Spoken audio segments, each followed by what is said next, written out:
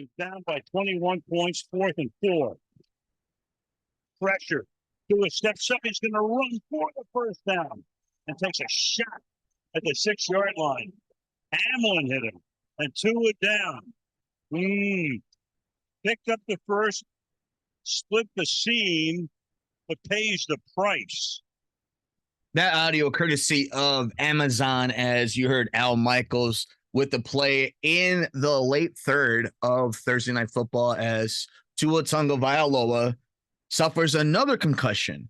And this has a lot of people now speculating about the future of the young quarterback, the newly signed extended quarterback for the Miami Dolphins. And, it's interesting, right? I talked about this to a bunch of people off mic, and I'm sure this is a conversation that everybody's having as sports fans, was the sympathy and empathy people were having at the moment. I come from a generation, and, it's going to be Unc Mike for a second here, but we come from a generation as sports fans, if you're my age or older, where hits were celebrated. And when you would see a receiver come up wobbly, or you would injure the quarterback out of a game, it was cheered and you were rewarded for doing things like that. And as time has evolved, you have seen the sports fan become, I think, more aware and educated in CTE and the long-term damage that a lot of these players do to themselves. And Tua, for some reason, has really struck a nerve with the football fan, the mainstream media, people outside of the bubble of the NFL, and it being the biggest sport in the United States. It shouldn't be a surprise that in the most important position in the game, that is the biggest game in the country, that this has kind of become the main talking point. And I think for Tua specifically, it's the reaction that he has in these plays. There is a very visual and scary view that you get from him when he suffers these injuries. He planks, his fingers kind of go in all these different directions. And when you see his size compared to some of these giants that he's next to, it does do something to the viewer. Even the most hardcore football fan, it does something to them. And we've seen gruesome injuries. We've seen kneecaps end up on the back. We've seen legs go opposite directions. We've seen bones. We've seen compound fractures. We've seen it all in the NFL.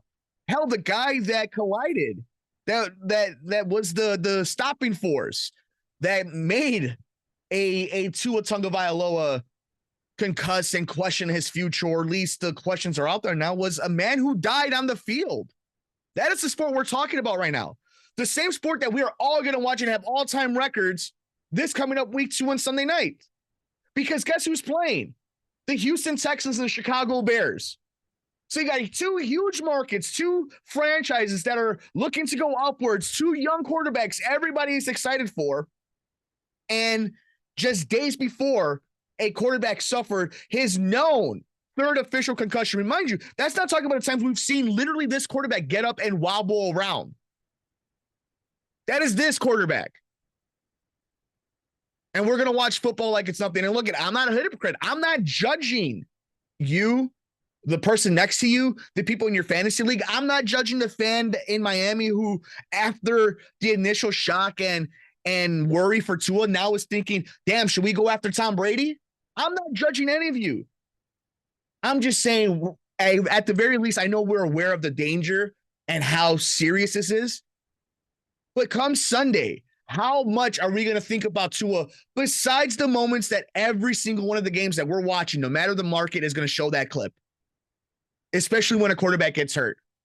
Don't forget, in this same game, right, wasn't it Dalton Kincaid who got kneed in the head with the helmet? His helmet just rocked after somebody kneed him. These plays happen the entire game in the NFL, and we don't think about it. I think Tua is the example of when you can visually see how it affects the brain, when you see the body contort a certain way.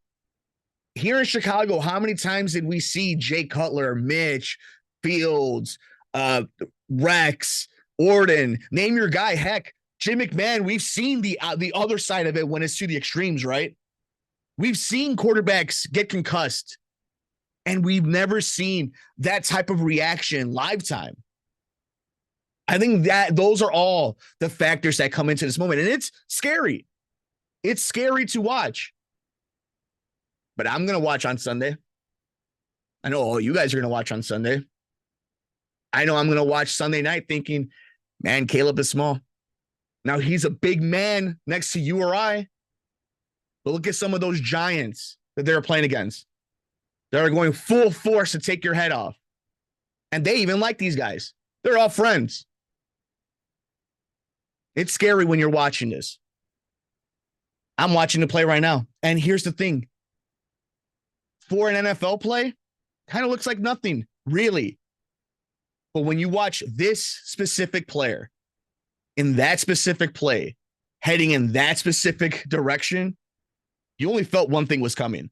And unfortunately, it came to fruition. So I want to know your thoughts, everybody. This is something that really has me interested because the fact that it's Tua, I don't even want to talk about what the Dolphins are going to do next or what Tua is going to do in his future. It's just in this moment in time, what were you feeling?